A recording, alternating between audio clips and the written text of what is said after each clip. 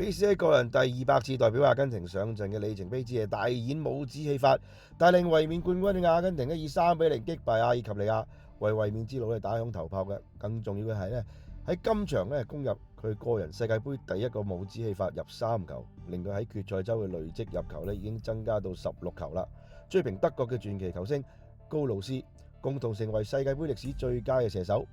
憑住今場入3個入球，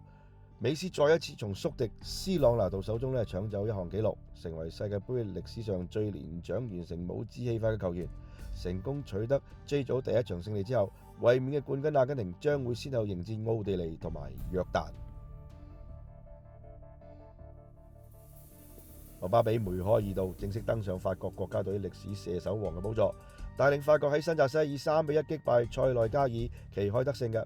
事實上，法國喺麥巴比入波之前嘅表現亦都唔算理想。兩屆冠軍嘅法國由麥巴比、迪比利、杜爾同埋奧尼斯組成嘅豪華前線，上半場係完全未能夠擦出火花嘅。法國喺上半場竟然只係得3次喺對方塞內加爾嘅禁區裏邊有掂波嘅啫，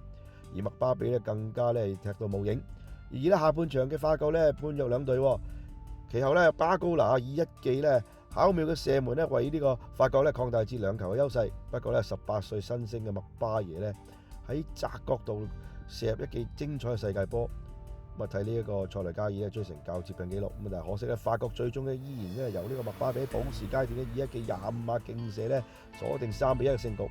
麥巴比今場梅開二度，並以58球成為法國隊史上第一射手。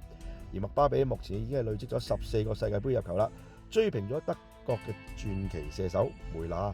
距離世界盃歷史射手王高魯斯同埋啱啱喺對呢一個阿爾及利亞大演帽子戲法嘅美斯入3球所保持嘅16球紀錄只係差2球嘅啫。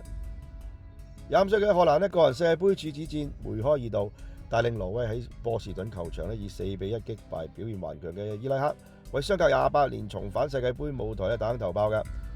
25歲嘅荷蘭今場再入2球，令佢代表國家隊51場嘅累積攻入已經有57球啦，繼續刷新挪威歷嚟最佳射手嘅紀錄嘅。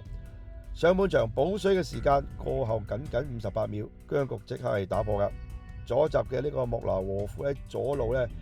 插上送出呢個低波，荷蘭特後柱飛身鏟射入網，當其時有2個球員力壓嘅，協助挪威先開紀錄嘅。不過伊拉克喺39分鐘，阿美利傳中，隊長後身力壓防守球員頂入為球隊追成1-1嘅。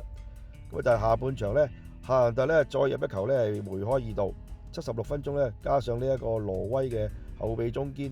奧斯迪加特射成3-1。而補時階段，荷蘭特亦都頭槌橫傳門前，皮球最終省中呢個後身節射入網，形成烏龍波，為挪威鎖定4-1嘅勝果嘅。至於伊拉克雖然表現贏得掌聲，但係世界盃歷嚟第一分依然都係未能夠攞到，結果係以1-4輸俾呢個嘅挪威嘅。奧地利終於打破長達36年嘅等待，喺三藩市以3-1擊敗世界盃新丁約旦，取得自從1990年以嚟第一場世界盃嘅勝仗。由前曼聯領隊蘭尼克帶領嘅奧地利21分鐘，舒麥特率先為奧地利打開紀錄嘅。呢個中場射出一記精彩嘅遠射，皮球直飛網窩嘅。不過世界排名第67位，第一次亮相世界盃嘅約旦並冇輕易放棄，下半場開賽只係僅5分鐘，奧運禁區外彎出一記漂亮嘅弧線球，成功追成1-1。而奧地利最終仍然再次係取得優勢嘅。76分鐘，約旦後衛阿拉伯喺一次角球攻勢之中不慎將皮球頂入自己大門，送上烏龍大禮，令到奧地利以2-1再度領前嘅。補時12分鐘，奧比特禁區內手球犯規，阿拿奧杜域操刀射12碼，為球隊鎖定3-1嘅勝果嘅。